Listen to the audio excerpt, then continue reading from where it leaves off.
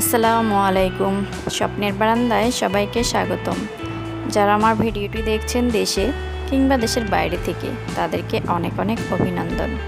আর এই তো আমি ডালটা কষিয়ে নিচ্ছি, সবজি রান্না করব। আজকে ডাল দিয়েই 2 পদের রান্না হয়ে যাবে।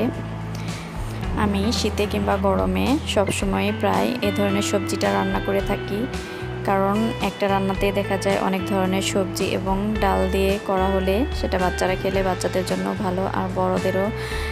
আর সকালবেলা রুটি পরোটার জন্য যদি এই ভাজিটা থাকে, খেতে কিন্তু ভালোই লাগে। তো যাই হোক, আমার ভিডিওটি যারা এই পর্যন্ত দেখছেন, প্লিজ আমার চ্যানেলটিকে সাবস্ক্রাইব করবেন এবং লাইক, কমেন্ট ও শেয়ার করবেন। তো ভিডিওটি দেখতে থাকুন, আশা করি ভালো লাগবে। ধন্যবাদ সবাইকে।